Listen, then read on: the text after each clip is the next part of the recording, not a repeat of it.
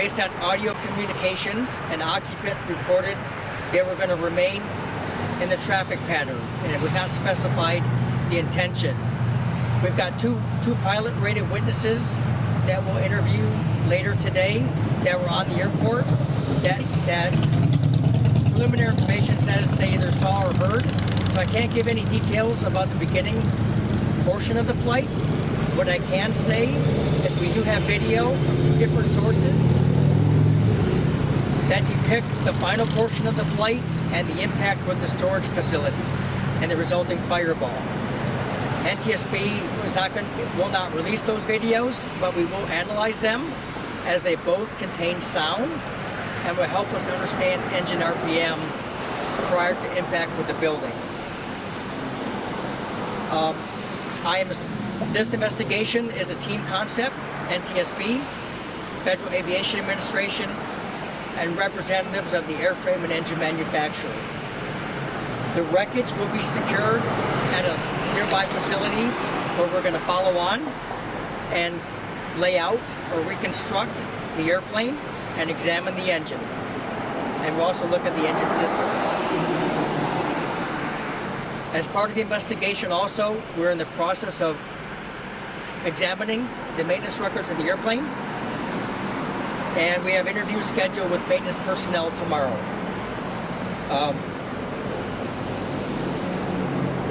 Another pending item is we are obviously we'll wait autopsy and toxicology. In terms of NTSB process, I will prepare a preliminary report, a factual report, which is 18 to 24 months, and then the NTSB board in Washington will make a determination of the cause. I would like to say and thank the Keene and Swansea Police Departments, the Keene and Swansea Fire Department, the State Aeronautics Bureau, the nearby church behind me, and I'd like to give a special thanks to the Keene Fire Department for the use of their ladder truck, which was instrumental in allowing us to remove the wreckage from the building.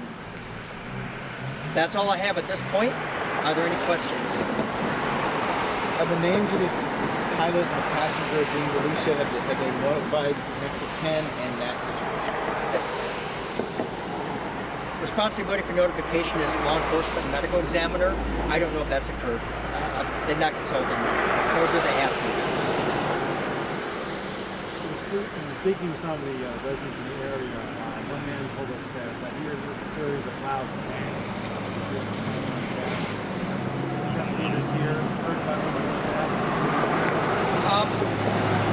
the audio I've listened to with the final portion of the flight does not, you don't hear that prior to the impact. If you have a name of a witness, I'll gladly take it. But we have two more waiting that we're going to interview that were on the airport. I don't know what they will say. And again, those interviews are later today. So I can't answer it because I don't have the person. I haven't spoken with them.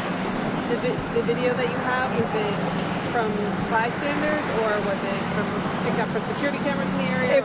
I'll leave it at security cameras in the area from two separate locations.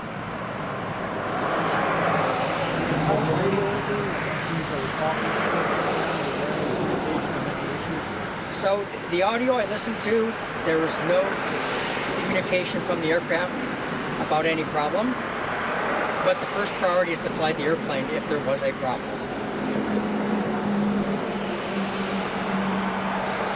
And the plane's still inside the building? No, it's actually what remains. There was an extensive post-crash fire, so the cockpit, cabin, and both wings were nearly consumed by the fire. The aft portion of the empennage remains.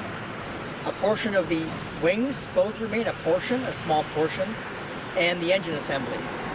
But and we do have that recovered, to answer your question. And we have done a search of the building. It's possible there may be some small items that remain, and we will have the building content searched for as the demolition carries on after we leave.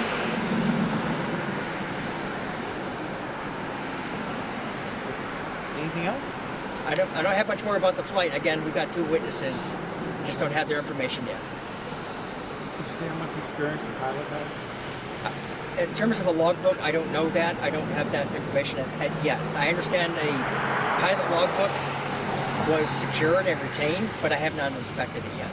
So I can't answer that for either occupant. I do know they were both pilot rated. Both the pilot and the passenger were both the pilots. Yes. 2 males.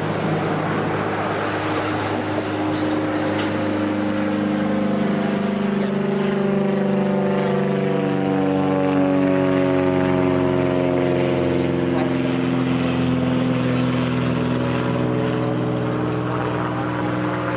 Yeah, and for the investigation, we require, since they're both pilot rated, we require autopsies on both and toxicology on both. And that's routine in any fatal accident. Not that we suspect anything. We don't. But it's just routine. And as for the flight pattern, they were taking off, any idea of where they were going or what? No, just other than to say they were going to remain in the pattern around the airport, but no specific mention of what they were going to do, if they were going to land, do an approach. There was no mention of that specifically. And this happened just after takeoff? Yes, it did. And when you said going to remain in the pattern, that was they told the airport? That's what, yes, that was recorded audio. One of the occupants said that, yes. And then how soon before going down did they say that? Was that 10 minutes, 3 minutes, 2 minutes? I haven't put together a timeline yet. Yeah. And I haven't done the calculations on how far away we are from the end of the runway. I'm told it's about a half a mile. So, however long it takes to fly a half a mile, approximately. When you say in a pattern, what does that mean? Well, meaning, the runway has certain, for landing, if you're going to come in for landing, you have a downwind, up, crosswind, base, and final. And when I say around the pattern, you're basically flying a circuit around the runway to either do an approach or do a landing. So I don't know what their intention was, so I can't expand upon that. I don't know. Thank you. Sorry, I wish I had more, but I don't. Nothing else? Thank you, sir. Again, special shout out if you get this for the Keene Fire Department for their ladder truck. It was instrumental.